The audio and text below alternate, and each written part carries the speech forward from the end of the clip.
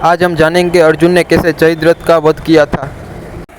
महाभारत का भयंकर युद्ध चल रहा था। लड़ते लड़ते अर्जुन रणक्षेत्र से दूर चले गए थे। अर्जुन की अनुपस्थिति में पांडवों को पराजित करने के लिए द्रोणाचार्य ने चक्रव्यूह की रचना की। अर्जुन पुत्र अभिमन्यु चक्रव्यूह भेदने के लिए उसमें घुस गया। उसने कुशलतापूर्वक चक्रव्यूह के 6 चरण भेद लिए, लेकिन 7वें चरण में उसे दुर्योधन, जयद्रथ और आदि 7 महारथियों ने घेर लिया और उस पर टूट पड़े। जयद्रथ ने पीछे से निहत्ते अभिमन्यु पर जोरदार प्रहार किया। वह वार इतना तीव्र था कि अभिमन्यु उससे सहन नहीं कर सका और वीरगति को प्राप्त हो गया। अभिमन्यु की मृत्यु का समाचार सुनकर अर्जुन क्रोध से पागल हो उठा। उसने प्रतिज्ञा की कि यदि अगले दिन सूर्यास्त पहले उसने जयद्रथ के वध नहीं किया तो वह आत्मदाह कर लेगा।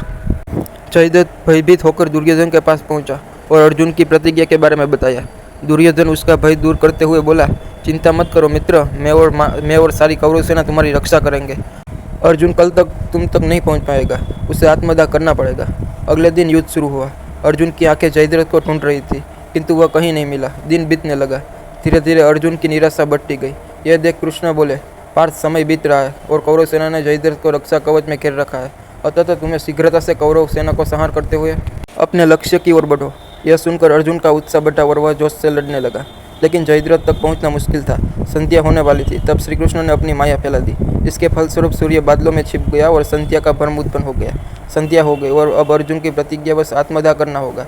यह सोचकर जयद्रथ और दुर्योधन खुशी से उछल पड़े। अर्जुन को आत्मदाह करते देखने के लिए जयद्रथ और कौरव सेना आगे आकर अट्टहास करने लगा। जयद्रथ को देखकर श्री कृष्ण बोले, पार्थ, तुम्हारा शत्रु तुम्हारे सामने खड़ा है। उठाओ अपना गांडी और वध कर दो इसका। वह देखो, अभी सूर्यास्त नहीं हुआ है। यह कहकर उन्होंने अपनी माया समेट ली। देखते ही देखते सूर्य बादलों से निकल आया। सबकी दृष्टि आसमान की ओर उठ गई। सूर्य अभी भी चमक रहा था। यह देख जयद्रथ और दुर्योधन के पैरों के तले जमीन खिसक गई। जयद्रथ भागने को हुआ, लेकिन तब तक अर्जुन ने अपना गांडी उठा लिया था।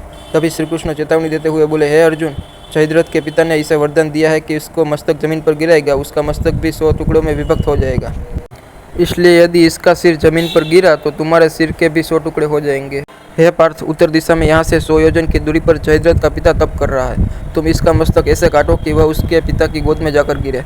अर्जुन ने श्री कृष्ण की चेतावनी ध्यान से सुनी और अपनी लक्ष्य की ओर ध्यान कर बाण छोड़ दिया। उस बाण ने जयद्रथ का सिर धड़ से अलग कर दिया और उसे लेकर सीधा जयद्रथ के पिता की गोद में जाकर गिरा। जयद्रथ का पिता चौंक कर उठा तो उसकी गोद में से सिर जमीन पर गिर गया। सिर के जमीन पर गिरते ही उनके सिर के भी 100 टुकड़े हो गए। इस प्रकार अर्जुन की प्रतिज्ञा पूरी हुई।